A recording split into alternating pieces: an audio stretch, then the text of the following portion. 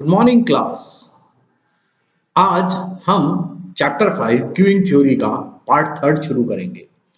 उम्मीद है कि आपने पार्ट फर्स्ट और पार्ट सेकंड अच्छे से करा होगा और जो मैंने आपको पढ़ने के लिए दिया था प्रोबेबिलिटी और प्रोबेबिलिटी डिस्ट्रीब्यूशन के बारे में वो आपने पढ़ा होगा।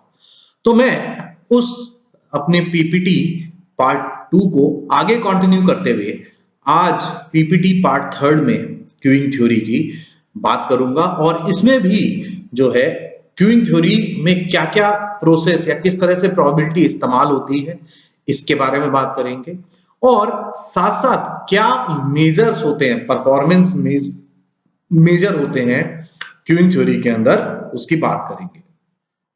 इसके साथ साथ कुछ एक एक्सरसाइज आपको करने के लिए दूंगा। एक दो थ्योरम है जो मैंने इसमें नहीं बताई है लेकिन आपको करने के लिए दूंगा, तो वो आपने थ्योरम भी कंप्लीट करनी है। तो ध्यान रखें और ध्यान से सुने और समझने की कोशिश करें। अब देखिए, हमने बात करी थी किस तरह से अराइवल होता है, किस तरह से सर्विस होती है, वो किस प्रोबेबिलिटी को किस प्रोबेबिलिटी डिस्ट्रीब्यूशन को फॉलो करते हैं, अराइवल्स और सर्विस टाइम। तो हमने बताया था कि जो अराइवल है वो पॉइजन डिस्ट्रीब्यूशन को फॉलो करेगा या किन्हीं दो अराइवल के बीच का जो टाइम डिस्ट्रीब्यूशन होता है वो एक्सपोनेंशियल डिस्ट्रीब्यूशन को फॉलो करता है। एक ही बात थी। इसी तरह से सर्विस टाइम की हमने बात करी थी कि जो सर्विस प्रोवाइड करते हैं वो पॉइजन डिस्ट्रीब्यूशन को फॉलो करती है या दो सर्विस जो हमने दे दी है उनके बीच का जो टाइम इंटरवल है वो एक्सपोनेंशियल डिस्ट्रीब्यूशन को फॉलो करता है। तो यहां हम उसी चीज को आगे कंटिन्यू करेंगे और बात करेंगे अब इसमें पॉइजन प्रोसेस की। देखिए, तो इसमें मैंने आपको पॉइजन डिस्ट्रीब्यूशन पढ़ने के लिए दिया था तो उसी का मैं इस्तेमाल करूंगा, देखिएगा। और ये फॉर्मूला मैंने पहले भी लिखा था तो यहां पर भी ध्यान रख के चलेंगे। उसने कहा in Poisson process the probability of n arrivals during time interval of length t is given by, यानी अगर कोई टाइम इंटरवल t दे रखा है उसके अंदर n अराइवल हो जाए उसकी probability pn of lambda t से गिवन होगी। यहां पर लैम्डा आपके पास एक आर्बिट्री कांस्टेंट होता है। तो जो pn है x is equal to n के ऊपर, यानी pnt अगर मैं कैलकुलेट करूं तो जो pnt है वो बराबर होगा लैम्डा t की पावर n e की power minus lambda t upon n factorial, और n की वैल्यू 0 1 2 3 एंड सो ऑन हो जाएगी। अब इसी में अलग अलग केस हम डिस्कस करेंगे। इसमें जो सबसे पहला केस है वो केस है अगर n इज इक्वल टू 0 हो जाए। इसका मतलब ये है कि अगर एक हम टाइम इंटरवल डेल्टा t लेके चले और उस डेल्टा टी जहां पर बहुत छोटा होगा उसके अंदर कोई अराइवल ना हो, तो अगर मुझे उसकी प्रोबेबिलिटी कैलकुलेट करनी है तो वो कैलकुलेट होगी p0 ऑफ डेल्टा टी से, और फॉर्मूले में t की बजाय डेल्टा टी आ जाएगा हमारे पास में और इसकी वैल्यू में सब्स्टिट्यूट करता हूं n की 0, तो ये बन जाएगा लैम्डा डेल्टा टी की पावर 0 e की power minus lambda T upon 0 factorial, यानी e की power minus lambda delta T बनेगा। अगर e की power minus lambda delta T की एक्सपेंशन खोल दी जाए तो ये खुलेगी 1 माइनस के lambda delta T plus lambda square upon 2 factorial delta T का whole square minus and so on बन जाएगी हमारे पास में। अब देखिएगा, ये बन जाएगी 1 माइनस के lambda delta T plus order of delta t. अब यहां पर ऑर्डर ऑफ डेल्टा टी में क्या है कि जितनी टर्म्स आगे हैं वो डेल्टा टी का स्क्वायर, डेल्टा टी का क्यूब, डेल्टा टी की 4 एंड सो ऑन होंगी। तो इसका मतलब ये है कि इनका मैग्नीट्यूड जो है, क्योंकि डेल्टा टी बहुत छोटा है तो इनका मैग्नीट्यूड डेल्टा टी से भी छोटा हो जाएगा। क्योंकि देखिए, अगर मैं कहता हूं डेल्टा टी मेरे पास 0.1 है, बहुत छोटी क्वांटिटी है, अगर मैं उसका स्क्वायर करूंगा और छोटी हो जाएगी, क्यूब करूंगा और छोटी हो जाएगी मेरे पास में। तो यानी जिस तरह से हम जैसे जैसे हम पावर बढ़ाते चले जाएंगे वैल्यू छोटी हो जाएगी, और यही हमने लिखा है where order of delta t denotes a quantity which is of smaller order of magnitude than delta T, यानी जो उसका मैग्नीट्यूड है उससे छोटा होगा। एक और एग्जांपल ले लें, जैसे 1/2 की हम पावर बढ़ाते चले जाएं तो 1/2 फिर 1/4 उससे छोटा हो गया, 1/8 उससे छोटा, 1/16 उससे छोटा, 1/32 उससे छोटा एंड सो ऑन। करेक्ट हो गया। तो देयरफॉर अगर हम देखें ध्यान से तो P0 ऑफ डेल्टा टी, यानी एक भी अराइवल ना हो डेल्टा टी टाइम में, उसकी प्रोबेबिलिटी हो जाएगी 1 माइनस लैम्डा डेल्टा टी। क्यों? क्योंकि अगर डेल्टा टी बहुत छोटा है तो इसकी जितनी भी हायर पावर्स होंगी वो बहुत छोटी होंगी, और अगर हम इनको नेग्लेक्ट कर दें पावर्स को तो ये 1 माइनस लैम्डा डेल्टा टी बन जाएगा। That is probability of no arrival in time delta t 1 minus lambda delta t हो जाएगी। अब इसी पॉइजन प्रोसेस को कंटिन्यू करते हुए केस सेकंड देखते हैं। अगर n इज इक्वल टू 1 हो जाए, देखो फ्रॉम अबव वही जो हमने ऊपर फॉर्मूला पढ़ा था कि probability of one arrival in time delta t is given bye P1 of delta T. फिर फॉर्मूले में सब्स्टिट्यूट करेंगे लैम्डा डेल्टा टी की पावर 1 e की power minus lambda delta t upon 1 factorial, इसमें लैम्डा डेल्टा टी कॉमन आ जाएगा, e की power minus lambda delta T की एक्सपेंशन खुल जाएगी और अगर इसे खोलें तो ये बराबर हो जाएगी lambda delta T plus order of delta T. फिर वही सारी बड़ी बड़ी टर्म्स आएंगी, डेल्टा टी का स्क्वायर, डेल्टा टी का cube and so on expansion में। तो ये P1 ऑफ डेल्टा टी बराबर हो जाएगा लैम्डा डेल्टा टी के। अगर डेल्टा टी स्मॉल है तो ऑर्डर ऑफ डेल्टा टी फिर जीरो हो जाएगा। यानी जो प्रोबेबिलिटी है एक अराइवल की इन टाइम डेल्टा टी, यानी बहुत छोटे से टाइम इंटरवल के अंदर अगर किसी एक अराइवल की प्रोबेबिलिटी निकालें तो वो लैम्डा डेल्टा टी के बराबर हो जाएगी। अब केस थर्ड की बात करें, n is equal to m हो ग्रेटर देन 1, यानी प्रोबेबिलिटी एक से ज्यादा अराइवल की अगर हमें निकालनी है तो देखें from above probability of m more than one arrival in time delta t is given bye, formula वही लगेगा same, pm of delta T lambda delta T की पावर m e की power minus lambda delta t upon m factorial. इसमें lambda की power m delta T की power m upon n factorial तो बाहर आ जाएगा, e की पावर माइनस लैम्डा टी की एक्सपेंशन खोल दें तो क्या बचेगा मेरे पास में, ये मैं डेल्टा टी की पावर m को अंदर ले जाता हूं और बाकी सब क्वांटिटी एज सच रखूं तो ये बन जाएगा लैम्डा की power m upon m factorial delta T की power m minus lambda delta T की power m plus 1 and so on. तो इसका मतलब क्या होगा कि therefore pm of delta T zero हो जाएगा। क्यों? क्योंकि डेल्टा टी बहुत छोटी क्वांटिटी है और अगर मैं कह रहा हूं कि उसका square cube and so on करेंगे तो वो सब और बड़ी बड़ी पावर्स जैसे होंगी वो और छोटी होती चली जाएंगी। तो इसका मतलब जो प्रोबेबिलिटी है वो कितनी हो जाएगी, जीरो, क्योंकि से माना है कि सेकंड ऑर्डर और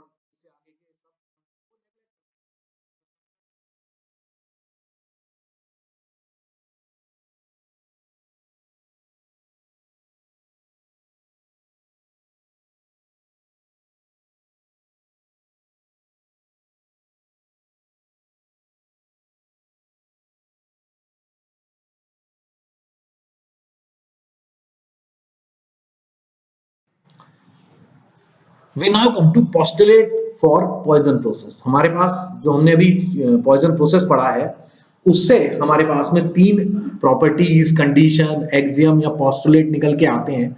तो जो पहला पोस्टुलेट है वो क्या आता है कि जो नंबर ऑफ अराइवल्स हैं in non overlapping intervals are statically independent, that the process has independent increments.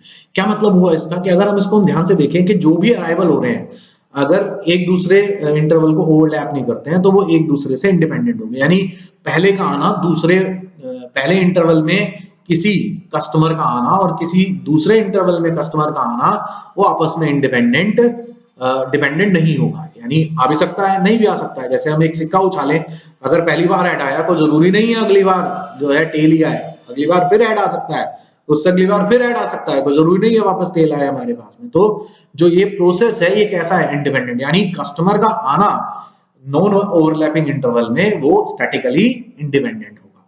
दूसरा पोस्टुलेट जो बनता है उसने कहा probability that n arrivals occurs between time t and t plus delta t is equal to lambda delta t plus order of delta t का whole square, that is p1 of delta t बराबर हो जाएगा lambda delta t plus order of delta t के।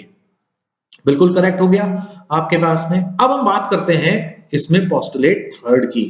Third postulate क्या कहता है हमें कि the probability of more than one arrival between time t and t plus delta t, जहां पर डेल्टा t मैं फिर कह रहा हूं बहुत छोटी क्वांटिटी है, is equal to order of delta t, that is probability of two or more arrival during a small time interval delta t is negligible। यानी जो हमारे पास में अगर छोटा सा कोई इंटरवल लेके चलेंगे उसमें दो या दो से ज्यादा कस्टमर आ जाए, इसकी जो प्रोबेबिलिटी है वो नेग्लिजिबल हो जाएगी। तो 10 अगर हम इन चीजों को कंबाइन करें तो मेरे पास आ जाएगा p0t plus p1t plus order of delta t is equal to 1। Correct हो गया बिल्कुल। अब यहां पर एक नोट हम देख लें कि a waiting line for which arrival occurs in accordance with the probability that arrival occur between time t and t plus delta t is equal to lambda delta t is called a queue with Poisson arrival। यानी इसका मतलब ये है कि भाई वो arrival जो इन postulate को जो है सेटिस्फाई करेंगे, यानी जो क्यू बनेगी उनसे, तो वो क्यू जो है वो क्यू विद पॉइजन अराइवल कहलाएगी हमारे पास में। तो ये बिल्कुल आप ध्यान रखें। और यहां पर p zero of delta T plus p one of delta T plus order of delta t is equal to 1 होगा। ये थोड़ा सा करेक्शन कर लें इसको। अब हम इसी को कंटिन्यू करते हुए एक थ्योरम देखेंगे, पेज 1666 पर है आपकी बुक में, आर्टिकल है 5.8। तो क्या कहती है ये थ्योरम हमें कि लेट एन, अगर हमारे पास में एक रैंडम वेरिएबल है, रैंडम वेरिएबल डिस्क्रीट जो ब्रेक होके चलता है 1 2 3 या 0 1 2 3 and so on, representing the number of arrival in some time interval of length t, यानी टाइम इंटरवल की जो लेंथ है वो हमें स्मॉल टी दे रखी है।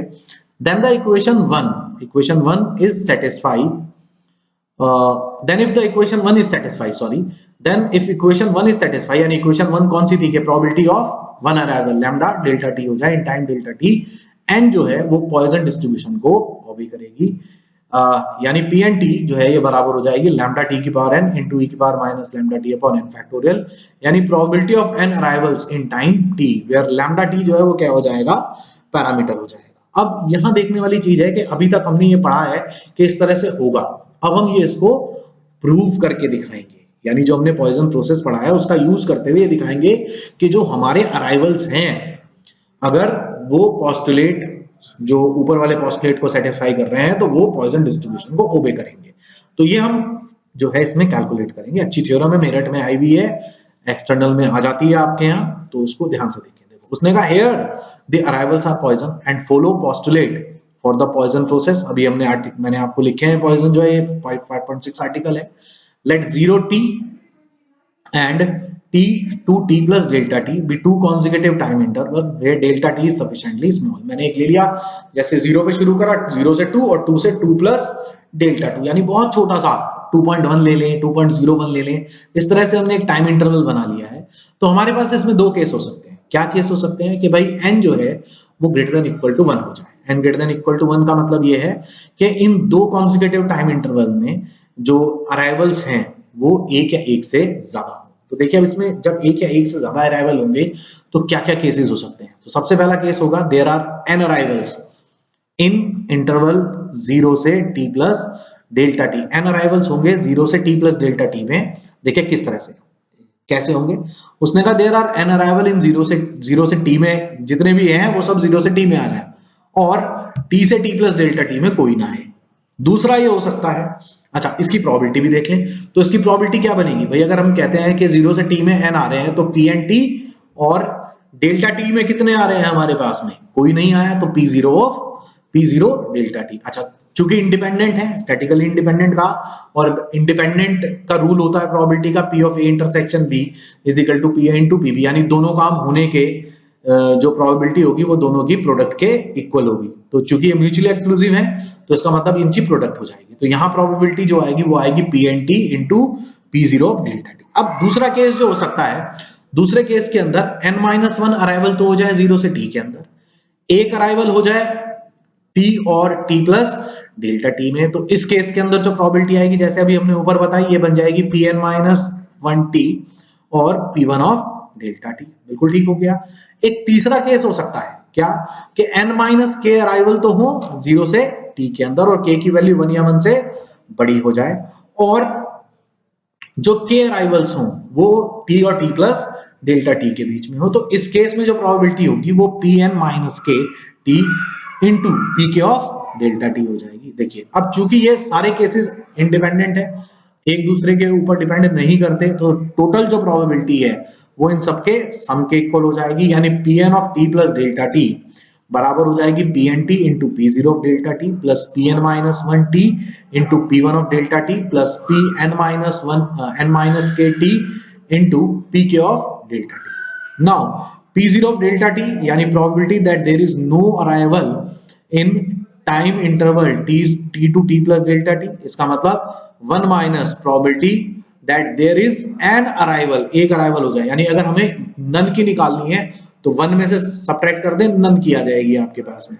एटलीस्ट 1 की सब्ट्रैक्ट कर दें आ जाएगी, यानी 1 minus lambda delta T plus order of delta T. Also from postulate जो भी हमने पढ़ा कि p1 ऑफ डेल्टा टी बराबर होता है lambda delta T plus order of delta t, और pk डेल्टा टी जो है वो ऑर्डर ऑफ डेल्टा टी हो जाएगा। ये सारी वैल्यू उठाकर सब्स्टिट्यूट कर ली जाए, और जब हम इस सारी वैल्यू को सब्स्टिट्यूट करेंगे तो ये मेरे पास हो जाएगा pn of t plus delta t p n t बाहर आ जाएगा, 1 माइनस के lambda delta T plus order of delta t. अगले वाले में आएगा p n minus 1 t plus into lambda delta T plus order of delta T plus p n minus 1 के t into order of delta t. अब ये कितना आएगा मेरे पास में, देखिए ये बचेगा मेरे पास में, पहले वाले से मैं मल्टीप्लाई करूंगा तो पहले वाले से मेरे पास में आएंगी दो टर्म्स के पी एन टी माइनस के lambda p n t into delta t, और एक टर्म आएगी मेरे पास में नेक्स्ट वाले से, और बाकी सारी टर्म्स जो है वो कहां चली जाएंगी, ऑर्डर ऑफ डेल्टा टी के अंदर चली जाएंगी। यानी उससे जो टर्म आएगी वो बनेगी lambda p n minus 1 t into delta T plus order of delta T. यानी क्योंकि बाकी सारी टर्म, क्योंकि प्रोबेबिलिटी 1 से छोटी होती है और ऑर्डर ऑफ डेल्टा टी का मतलब वो भी एक छोटी क्वांटिटी है, मल्टीप्लाई करेंगे और छोटी क्वांटिटी हो जाएगी, तो इसलिए वो सब ऑर्डर ऑफ डेल्टा टी के अंदर चली जाएंगी। इसलिए अब देखिए हम क्या करते हैं, मैं p n t plus delta t में से पी एन टी सब्ट्रैक्ट करता हूं, डेल्टा टी से डिवाइड कर दूं, तो ये मेरे पास आ जाएगा minus lambda p n t minus lambda p n minus 1 t plus order of delta t upon t. अब लिमिट ले ली जाए दोनों तरफ डेल्टा टी टेंडिंग टू 0, तो ये तो मेरे पास डेरिवेटिव बन जाएगा, यानी पी एन डैश टी बराबर हो जाएगा minus lambda p n t plus lambda p n minus 1 t, और इस इक्वेशन को हमने इक्वेशन 2 डाल लिया।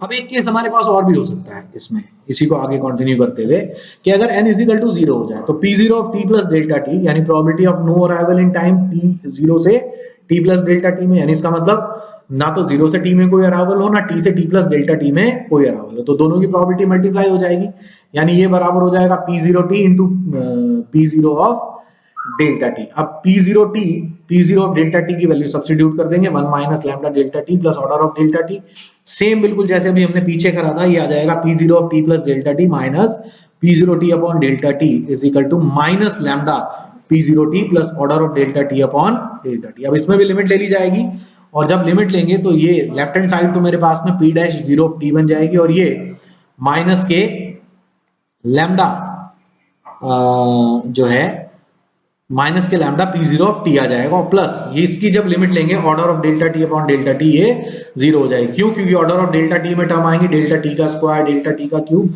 अब जब डेल्टा टी से डिवाइड करूंगा तो डेल्टा टी बचेगा, और डेल्टा टी को मुझे 0 टेंड कराना है, तो वैल्यू सारी 0 हो जाएंगी।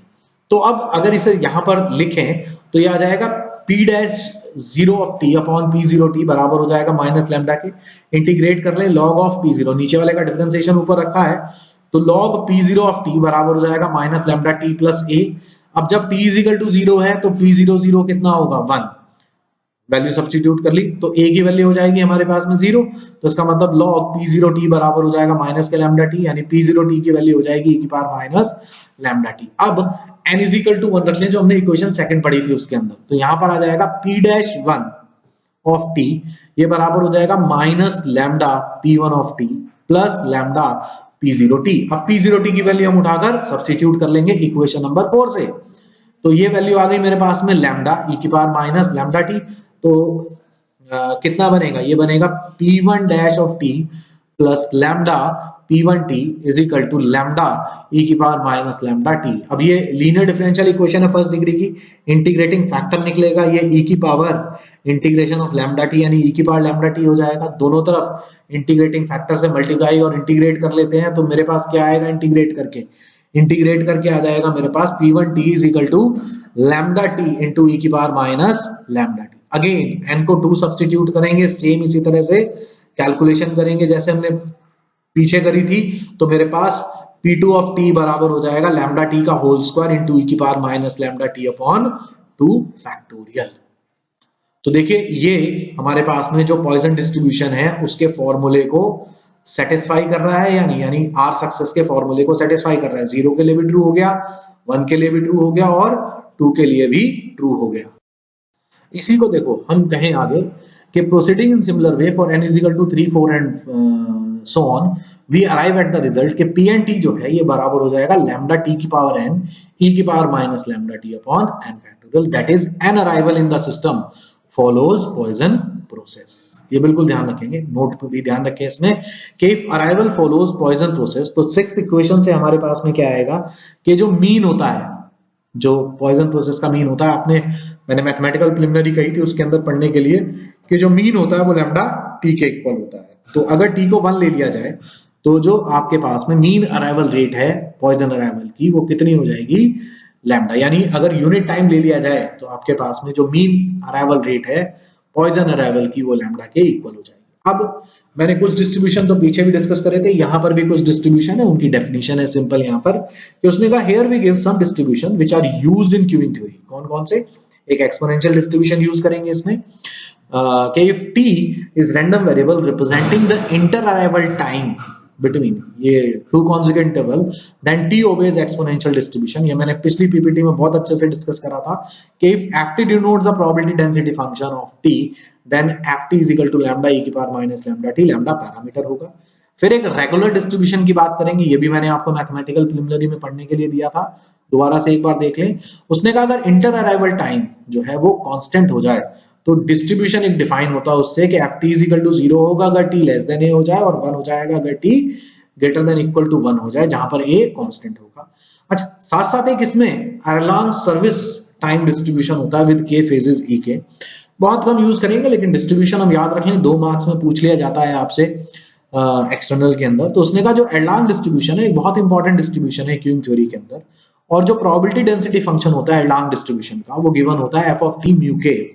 यहाँ पर म्यू के की पावर हो जाएगी आपके पास में k, t की पावर k माइनस 1, e की power minus k mu t upon k minus 1 का फैक्टोरियल। यहाँ पर t greater than equal to 0 होगा और k greater than equal to 1 होगा, और म्यू और k आपके पास में पॉजिटिव पैरामीटर कहलाते हैं डिस्ट्रीब्यूशन के। तो ये आपको याद रखने हैं डिस्ट्रीब्यूशन। अब हम आगे की बात करें इसमें, तो आपने, मैंने आर्टिकल 5.9 तक आपको करा दिया, एक थ्योरम आपने करनी है 5.10।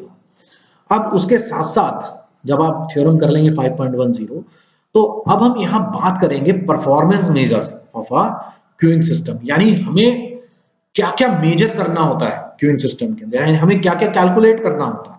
तो हम बेसिकली 4 हिस्सों में इसको डिवाइड करेंगे। तो जो पहला चीज है वो है time related question for customer, यानी कस्टमर के लिए समय से संबंधित कुछ क्वेश्चन होंगे। सबसे पहली चीज क्या होगा कि अगर हमें पढ़ना है तो कस्टमर के लिए हम देखें क्या पढ़ना होगा कि what is the average or expected time an arriving customer has to wait in the queue, और इसको आमतौर पे EWQ से या सिंपल WQ से डिनोट कर लेते हैं, बिफोर बीइंग सर्व्ड, यानी जब उसे सर्विस मिलती है उससे पहले उसको कितनी देर रुकना पड़ रहा है। तो ये आपके पास में कैलकुलेट करना होता है। टाइम रिलेटेड क्वेश्चन है कस्टमर, सबसे पहले कस्टमर सोचेगा नहीं भाई मेरे को 10 मिनट लगना है, चलो मैं 10 मिनट वेट कर लूंगा जितने मुझे सर्विस मिलती है, ठीक है ना। दूसरी चीज, what is the average or expected time that an arriving customer spend in the system, इसको EWS से या सिंपल WS से डिनोट करते हैं। ये टोटल वेटिंग और सर्विस टाइम को डिनोट करेगा, यानी कस्टमर घर से सोच के चलता है कि भाई मेरे को आधे घंटे में सर्विस करा के मैं घर आ जाऊंगा, ठीक है ना। तो ये जो है एक्सपेक्टेड एवरेज है कि भाई जाके यार आधा घंटा तो लग ही जाता है। आप किसी दुकान पे जाओ या जैसे हेयर सैलून पे जाना है आपको बाल कटवाने, तो आपको पता है कि यार उसके यहाँ 2 कस्टमर बैठे रहते हैं। अब 2 कस्टमर बैठे रहते हैं, मेरे को पता है यार 1 घंटा लगेगा, तो ओके नो प्रॉब्लम, कोई दिक्कत नहीं है, तो मेरे को तो जाके बैठना ही 1 घंटा मेरे को लगेगा ही लगेगा। यानी जैसे मुझे 40 मिनट बैठने में लगे, 20 मिनट्स मुझे बाल कटवाने में लगे। तो ये टोटल टाइम जो है ये क्या कहलाएगा आपके पास में, एवरेज या expected time an arriving customer spend in the system. तो 2 तरह के समय हो गए, एक तो कितना क्यू में वेट करना पड़ेगा और एक कितना सिस्टम में वेट करना पड़ेगा। तो ये 2 टाइम रिलेटेड क्वेश्चन हो गए कस्टमर के लिए। फिर क्वांटिटेटिव क्वेश्चन होता है related to number of customers, यानी अगर हम देखें या हम सोचें जो है कि भाई पहली चीज ये देखते हैं कि हम कहीं भी जाएं, किसी दुकान पे जाएं, तो हम ये सोच के जाते हैं कि यार उसके यहाँ में 4 आदमी मिलेंगे या 2 आदमी मिलेगा या इस समय वो खाली मिलेगा। तो हमारा एक बेसिक चीज ये भी होती है कि expected number of customer who are in the queue, यानी क्यू लेंथ भी कहते हैं इसको फॉर सर्विस, और इसको हम ELQ से डिनोट करते हैं या सिंपल बहुत सी बार LQ से भी डिनोट कर लेते हैं। दूसरी चीज उसने कहा expected number of customer who are in the system either waiting in queue or being serviced, इसको हम ELS या सिंपल LS से भी डिनोट कर लेते हैं। और the data can be used for finding the mean customer time spent in the system, और ये डाटा जो है मीन कस्टमर टाइम जो है निकालने के काम आता है। अच्छा, जो ऊपर टाइम रिलेटेड था उसमें एक चीज रह गई कि जो डाटा हम लेते हैं इससे इकोनॉमिक कंपैरिजन कर सकते हैं, ऑल्टरनेटिंग क्यूइंग सिस्टम में कि कहीं समय ज्यादा लग रहा है, कहीं समय कम लग रहा है, तो उसको हम ये देख सकते हैं कि कहाँ सस्ता है, कहाँ महंगा है, तो इकोनॉमिक कंपैरिजन हम कर सकते हैं इसका। तो ये आप ध्यान रखेंगे, ये दो चीज हो गई कस्टमर के लिए, time related question for the customer और quantitative questions related to number of customer. तो एक बार दोबारा रिपीट कर दें कि भाई कितना समय उसे क्यू में लगना पड़ेगा, तो यानी एक तो आपके पास में expected time customer had to wait in the queue, फिर एक expected time customer has to wait in this system, फिर expected number of customer in the queue लगने से पहले कि भाई कितने कस्टमर लगे हुए हैं, और फिर expected number of customer in the system जो क्यू में भी लगे हैं और जिन्हें सर्विस भी मिल रही है।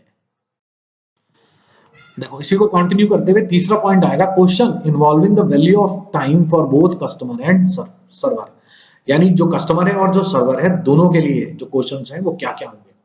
इसमें प्रोबेबिलिटी का यूज करते हैं आमतौर पे हम, कि इसमें क्या क्या क्वेश्चन आपसे पूछे जाएंगे, 4 क्वेश्चन पूछे जाएंगे। उसने कहा what is the probability that an arriving customer has to wait before being served, यानी क्या प्रोबेबिलिटी है कि कस्टमर को रुकना पड़ेगा जब उसे सर्विस दी जाएगी। इसको बहुत सी बार हम ब्लॉकिंग प्रोबेबिलिटी भी कहते हैं। दूसरा क्वेश्चन बनेगा what is the probability that the server is busy at any particular point in time, इसको आमतौर पे आर से डिनोट करते हैं। उसने कहा it is the proportion of time that the server actually spends with the customer, that is the fraction of time the server is busy, कि क्या प्रोबेबिलिटी है सर्वर बिजी हो किसी एक पर्टिकुलर पॉइंट ऑफ टाइम पर। फिर तीसरा question जो है what is the probability of an customer being in the queuing system when it is in the study state condition, इसको पीएन से डिनोट करा जाता है कि क्या प्रोबेबिलिटी है कि क्यूइंग सिस्टम के अंदर एन कस्टमर हो और जब स्टेट कैसी हो, स्टडी स्टेट हो, यानी टाइम इंडिपेंडेंट हो, टाइम के ऊपर डिपेंड ना करती हो। फिर चौथा क्वेश्चन है what is the probability of service denial when an arrived customer can not enter the system because the Q is full, इसको पीडी से डिनोट करते हैं कि भाई सर्विस नहीं मिलने की उसको, कि भैया आज नहीं होने का काम मेरा, जो है लाइन इतनी लंबी है, आप शाम को 4 बजे कहीं लगे जाके, और लाइन इतनी लंबी है आपको पता है 5 बजे ऑफिस बंद हो जाना है, तो आपका नंबर नहीं आना है, तो उसकी प्रोबेबिलिटी भी हमें निकालनी पड़ेगी, यानी प्रोबेबिलिटी ऑफ सर्विस डिनाइल। आमतौर पर इसको पीडी से डिनोट करते हैं, अलग अलग बुक्स में अलग अलग नोटेशन है, तो जो आपकी बुक की नोटेशन है वो मैं भी बता दूंगा जब बात करेंगे हम इससे अगली पीपीटी के अंदर। फिर चौथा पॉइंट इसमें आता है इसी तरह से कॉस्ट रिलेटेड क्वेश्चन, कि what is the average cost needed to operate the system per unit time, यानी एवरेज कॉस्ट क्या है किसी सिस्टम को ऑपरेट करने के लिए पर unit time. How many servers, यानी कितने सर्वर यानी कितने सर्विस सेंटर्स यानी कितने चैनल्स हमें चाहिए टू अचीव कॉस्ट इफेक्टिवनेस, कि भाई हमारी जो इफेक्टिवनेस है वो बरकरार रहे, तो कितने हमें सर्वर चाहिए। हमने देखा लाइन लंबी होगी, कस्टमर वापस जाने लगे तो हमारा नुकसान हो रहा है, यानी तो हम क्या करते हैं एक चैनल और खोलते हैं, पता चला हमने 10 चैनल खोल दिए, कस्टमर है नहीं, तो हमारा नुकसान होगा फिर। तो हमें ये देखना होता है कि हमें कितने चैनल चलाने हैं जिससे हमें भी नुकसान ना हो और कस्टमर को भी समय कम लगे। अब इसमें और 2 डेफिनेशन है हमारे पास में, एक तो लाइन लेंथ या क्यू साइज होता है। लाइन लेंथ का मतलब होता है total number of customer in the system who are actually waiting in the line and not being serviced, और क्यू लेंथ जो है यहाँ पर थोड़ा सा अंतर हो जाता है। देखिए लाइन लेंथ पूछेगा तो इसका मतलब जो सिर्फ क्यू में खड़े हुए हैं जिनको सर्विस नहीं मिल रही है, यानी ये क्यू साइज को बताएगा। और क्यू लेंथ की बात करेंगे तो ये line length plus number of customer being service. तो ये बहुत सारे क्वेश्चंस में आएगा लाइन लेंथ और क्यू लेंथ, तो आपको पता होना चाहिए कि आपको कैलकुलेट क्या करना है, कि आपको लाइन लेंथ है तो क्यू साइज और क्यू लेंथ है तो लाइन लेंथ प्लस जो सर्विस वाले कस्टमर्स हैं वो भी गिने जाएंगे। तो ये आप ध्यान रखेंगे, छोटा सा डिफरेंस है, याद रखेंगे। थैंक यू स्टूडेंट्स जो है, और अगर आपका कोई डाउट हो तो आप मुझसे पूछिए। नेक्स्ट पीपीटी बहुत इंपॉर्टेंट होगी आपके पास में, उसमें सिंबल्स की बात करेंगे और जो हमारा मॉडल फर्स्ट है क्यूइंग थ्योरी का उसकी हम बात करेंगे नेक्स्ट पीपीटी के अंदर। तो आपको शुभकामनाएं कि आप ये पीपीटी अच्छे से पढ़ें करें, और अगर आपका कोई डाउट है तो मुझसे पूछें। साथ साथ मैंने आपको एक थ्योरम 5.10 दी है करने के लिए, तो आप वो थ्योरम 5.10 भी कंप्लीट करें। अगर आपको उसमें कोई प्रॉब्लम आती है तो आप मुझे बताएं कि वो थ्योरम आपसे नहीं हो पा रही है, मैं आपकी थ्योरम कंप्लीट करा दूंगा।